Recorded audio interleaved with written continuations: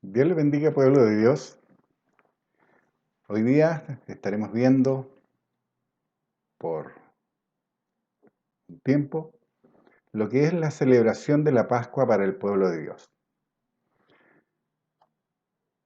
Es un tema que ha sido mal entendido, mal comprendido, mal enseñado y por sobre todo no ha sido valorado en lo que realmente es y representa.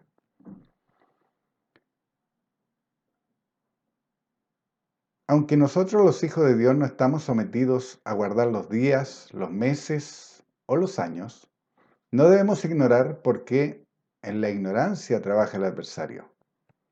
Y esto es lo que Dios nos llama a prestar atención. Gálatas 4:8.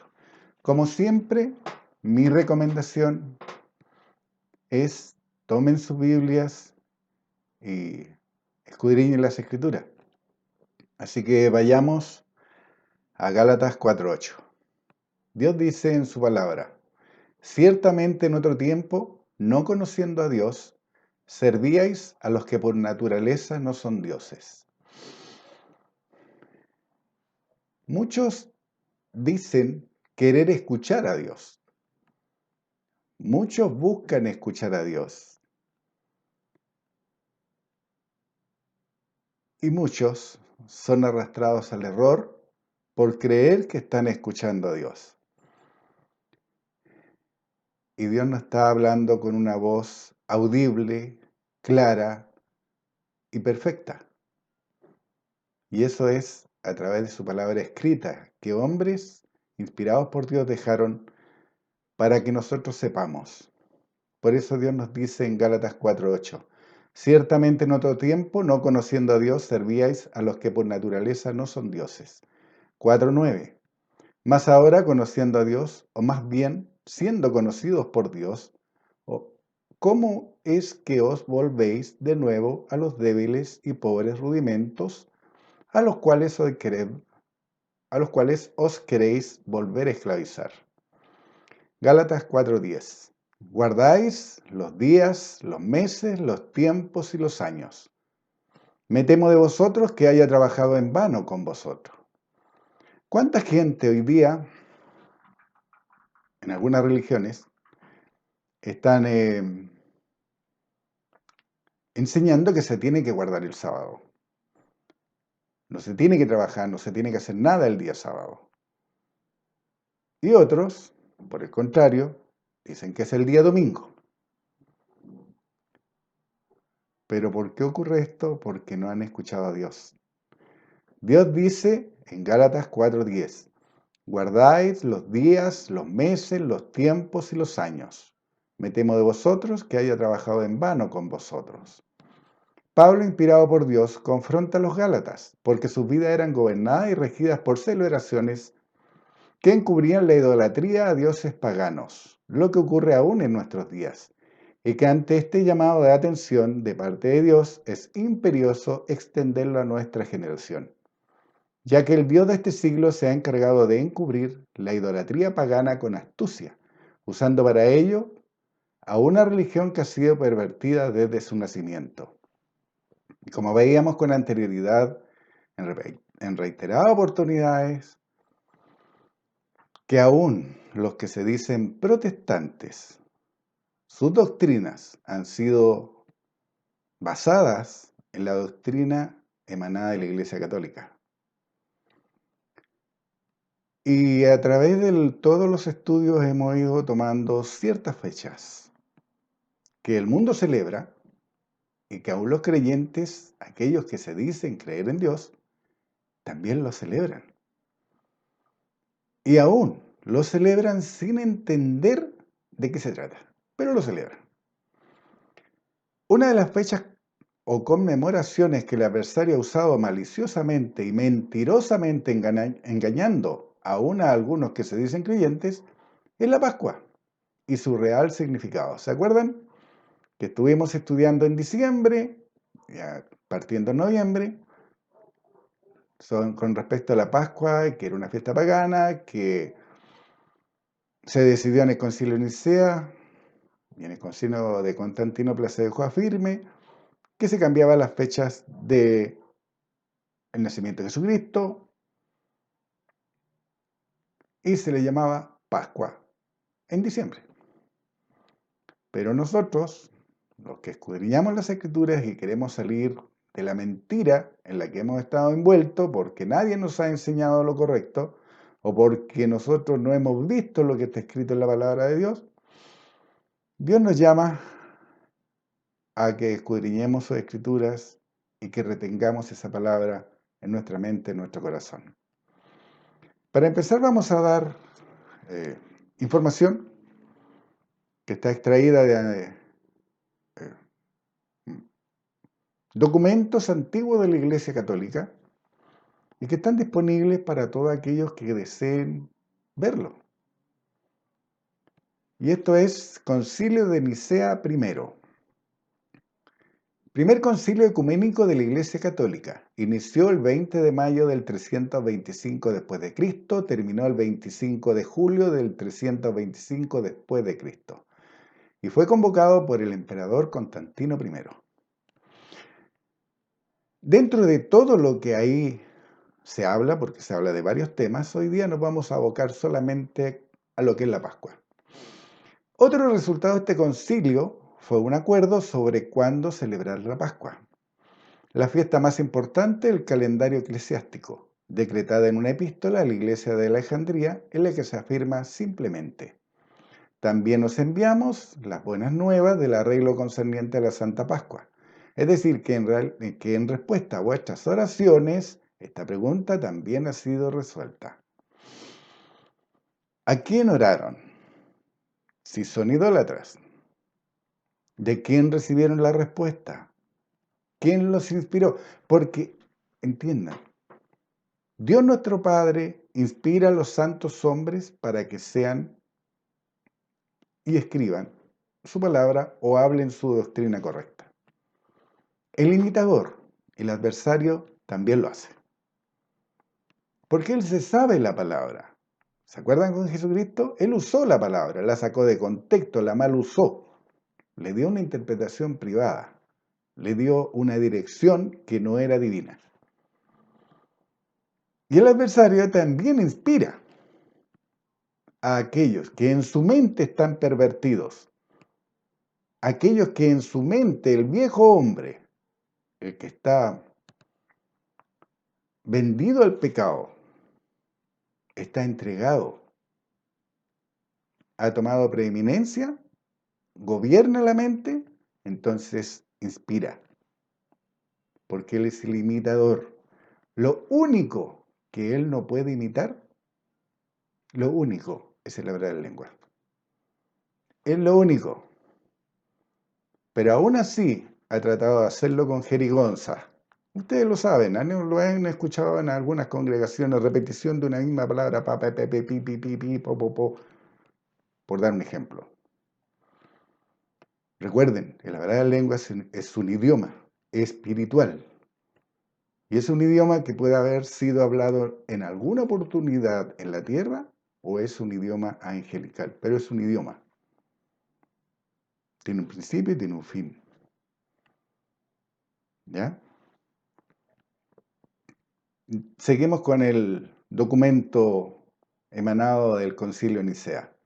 Todos los hermanos del Oriente que han seguido hasta ahora la práctica judía observarán desde ahora la costumbre de los romanos. ¿Entienden? Dice todos los hermanos del Oriente. Permiso. Dice todos los hermanos del Oriente que han seguido hasta ahora la práctica judía observarán desde ahora la costumbre de los romanos. Y de vosotros mismos y de todos los que desde la antigüedad hemos celebrado la Pascua con vosotros. Aquí saltan varias preguntas. ¿Quién estableció la Pascua? ¿Qué celebraba la Pascua? ¿En qué fecha se celebraba la Pascua? ¿Cuál era la práctica judía de la Pascua y en qué se basaba?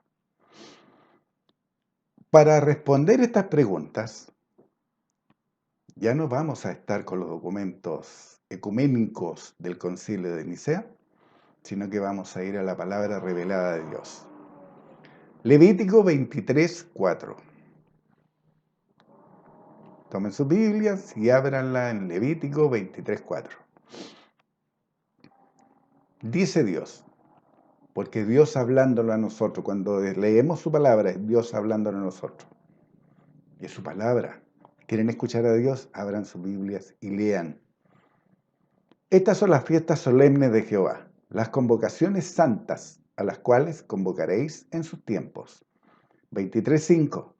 En el mes primero a los 14 del mes, entre las 2 tardes, Pascua es de Jehová. Ahora sabemos que la celebración de la Pascua Dios la dejó establecida. ¿Ya? Vayamos al libro de Éxodo 21:1. Ya vimos quién estableció la Pascua. Fue Dios. Ahora vamos a ver de dónde y cuál es la razón de la Pascua. Éxodo 12:1. Habló Jehová a Moisés y a Aarón en la tierra de Egipto diciendo, Éxodo 12:2. Este mes os será principio de los meses, para vosotros será este el primero en los meses del año. Lo primero que debemos saber, ¿cuál es el primer mes del año bíblico? Porque fue el primer mes del año establecido por Dios. Nisán es el primer mes del calendario hebreo bíblico, que comienza su cuenta a partir de la salida de los hebreos de la esclavitud de Egipto. Equivalente, gregoriano, a marzo-abril. Ese sería el primer mes del año. Y es en primavera, porque, como ya lo sabemos, Dios es sabio. Y no iba a sacar a su pueblo en invierno o en otoño para sufrir las inclemencias del tiempo. Como ya vimos en estudios anteriores, en el oriente cae nieve, llueve, hace frío. Y Dios no iba a poner en ese predicamento a su pueblo. ¿Se acuerdan que eran más de 600.000 hombres, sin contar mujeres y niños? Éxodo 12:11. Y lo comeréis así. Aquí está instaurando una conmemoración. Le está dando un mandato a este pueblo que hoy día se conmemora y se hacen ritos sin entender la razón, desde dónde nace, el por qué es lo que encerraba esto. Y lo comeréis así, ceñido vuestros lomos, vuestro calzado en vuestros pies y vuestro bordón en vuestra mano, y lo comeréis apresuradamente en la Pascua de Jehová. ¿A quién le está hablando? Al pueblo de Israel. Estas instrucciones son para que ellos salieran de Egipto. Y vamos a ver por qué. Números 9:5. Celebraron la Pascua en el mes primero, los 14 días del mes, entre las 2 tardes, en el desierto de Sinaí, conforme a todas las cosas que mandó Jehová a Moisés, así hicieron los hijos de Israel. Número 28:6. Pero en el mes primero, a los 14 días del mes, será la Pascua de Jehová, y a los 15 días de este mes, la fiesta solemne. Por 7 días se comerán panes sin levadura. Deuteronomio 16:1. Guardarás el mes de Abib y harás Pascua a Jehová tu Dios, porque es el mes de Abib, porque en el mes de Abib te sacó Jehová tu Dios de Egipto de noche. Deuteronomio 16:2. Y sacrificarás la Pascua a Jehová tu Dios de las ovejas y de las vacas en el lugar que Jehová escogiere, para que habite allí su nombre. Detengámonos un momento. Aquí tenemos una discrepancia. Estamos hablando de Nisán. Y Dios dice Abib.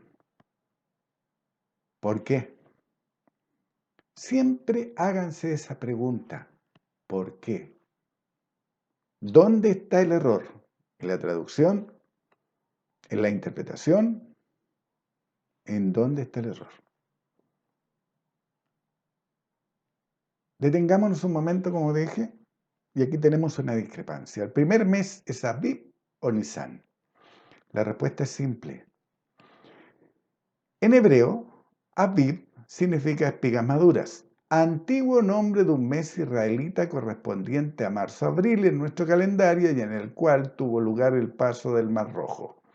Este nombre es más antiguo que el de Nisán, que se le daba en los tiempos del Nuevo Testamento. ¿De dónde salió esta información?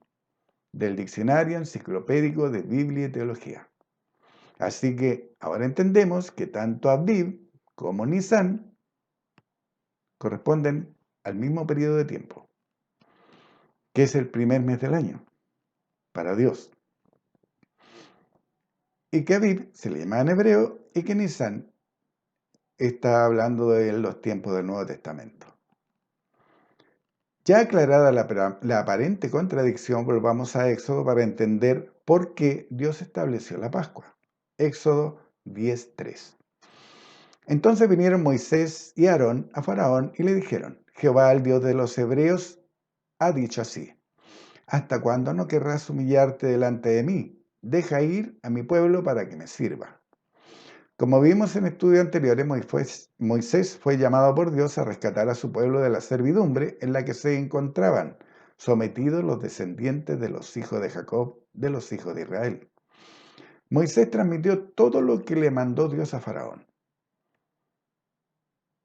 el que se rehusó y se negó rotundamente a dejar ir al pueblo de Israel, lo que le acarreó graves consecuencias, tanto a Faraón como también a su pueblo. Estamos hablando de los egipcios. Éxodo 10:7. Entonces los siervos de Faraón le dijeron: ¿hasta cuándo será este hombre un lazo para nosotros? Deja ir a estos hombres para que sirvan a Jehová su Dios. ¿Acaso no sabes todavía que Egipto está ya destruido?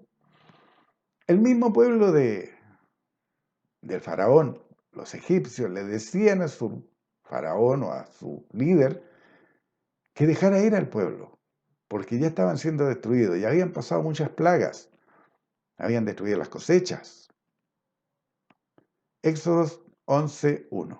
Jehová dijo a Moisés: una plaga traeré aún sobre Faraón y sobre Egipto, después de lo cual él os dejará ir de aquí, y seguramente os echará de aquí del todo.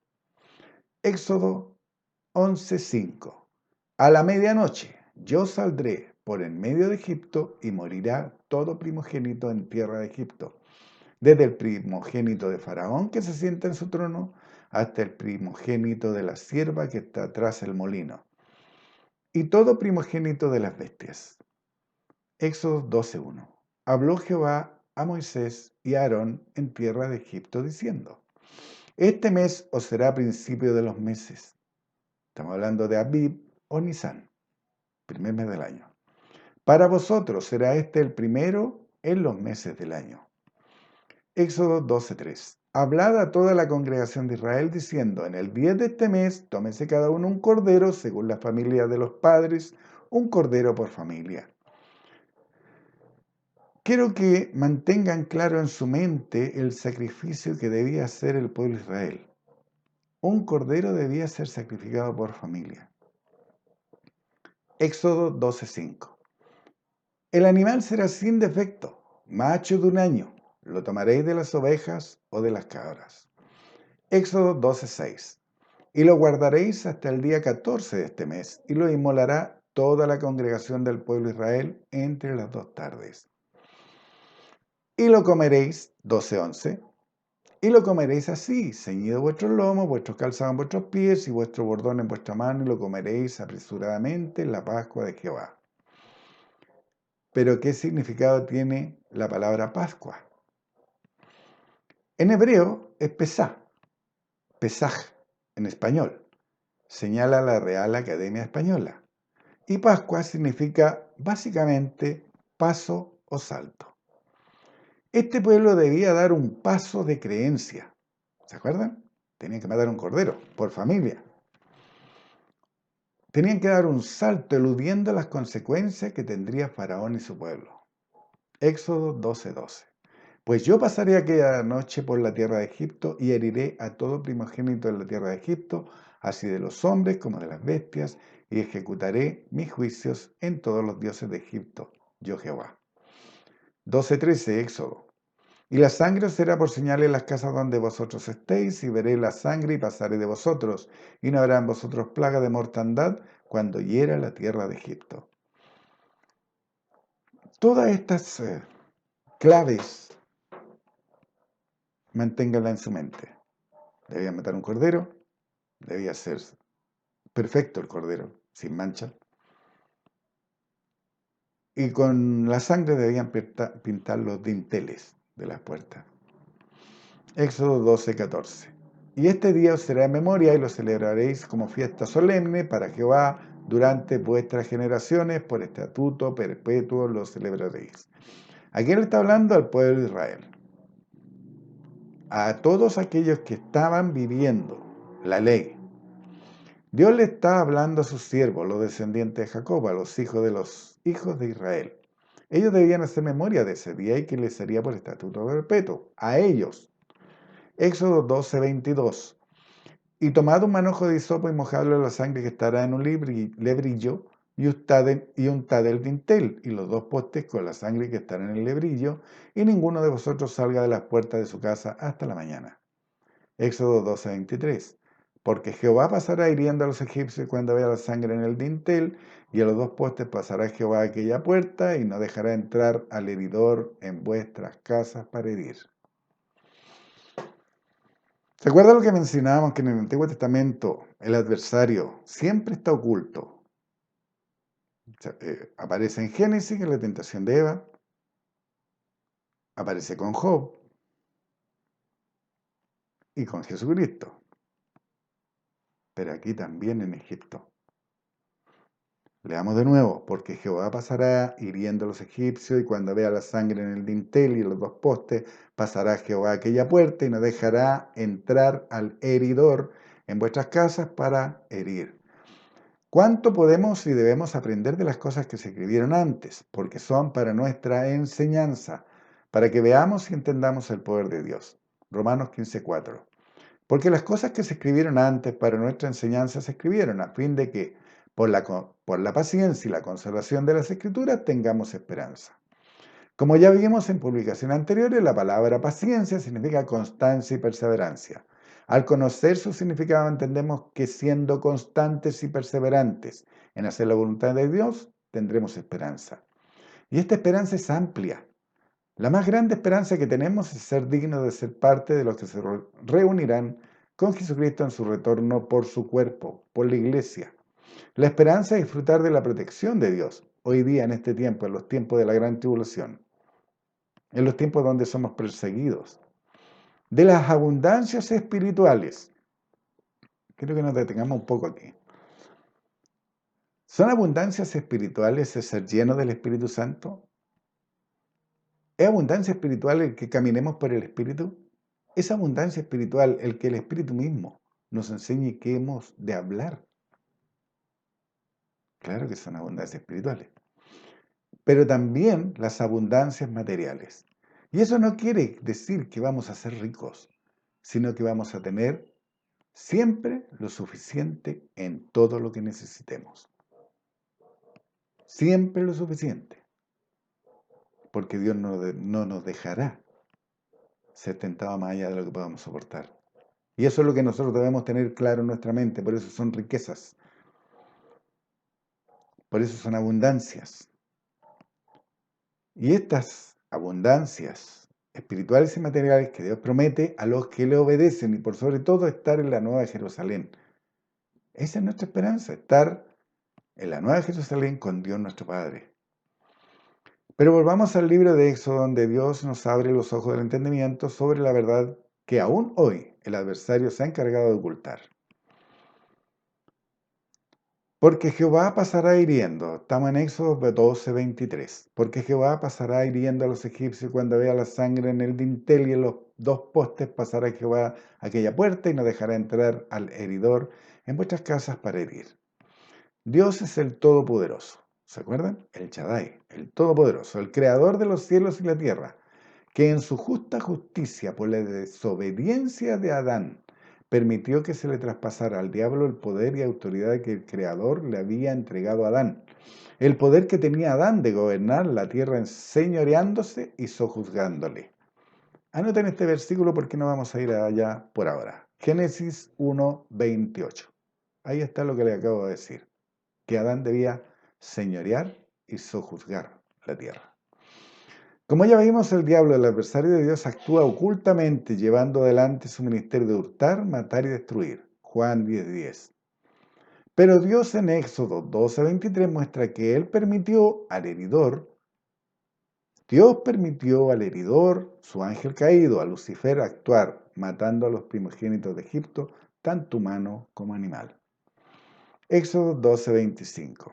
Y cuando entréis en la tierra que Jehová os dará, como prometió, guardaréis este rito. Y cuando os dijeren vuestros hijos, ¿qué es este rito vuestro? Estamos en el 26, ahora 27, Éxodo 12:27.